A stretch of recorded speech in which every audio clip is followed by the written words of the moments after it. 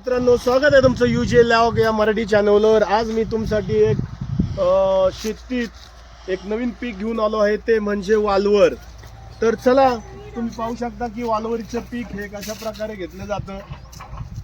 या ठिकाणी वालवर आपण लावलेली आहे आणि त्या ठिकाणी ठिबकच्या साहाय्याने इथे पाणी देण्यात आलेले आहे।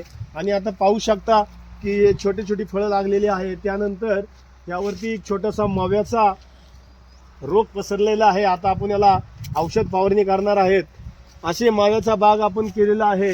तर ह्या बागामध्ये आपण 60 ते 70 फुटामध्ये हा लांब असा बाग बनवलेला आहे। त्यामध्ये 10-10 फुटामध्ये लाकडे रोवून ताराचे ओढून मांडव तयार करण्यात आलेला आहे।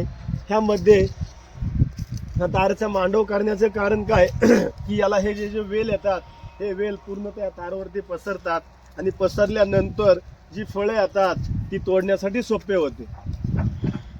सांगायचं तात्पर्य म्हणजे की ही वालवरीची शेती ही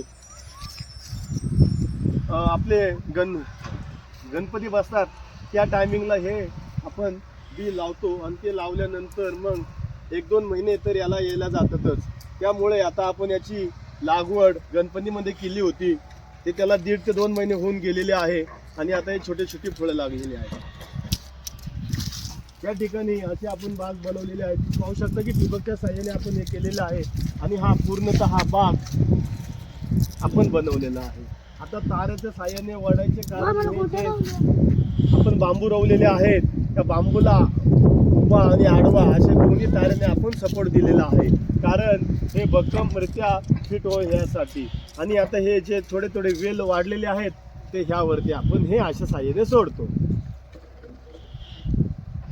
तुम्ही पण मार्केटमध्ये पाहिला असाल तर वालवर, की याला आपण म्हणतो पापड गेवडा वालवर, असे बरेच 2-3 प्रकारे नावाने ओळखले जातात। याची भाजी खायला पण खूप उत्कृष्ट असे असते। तर मित्रांनो, तुम्हाला हा आमचा वालवरीचा बाग कसा वाटला हे कमेंटद्वारे नक्कीच कळवा आणि असेच नवीन नवीन पिकांची माहिती घेण्यासाठी माझ्या चॅनलला फॉलो सबस्क्राईब करा। धन्यवाद।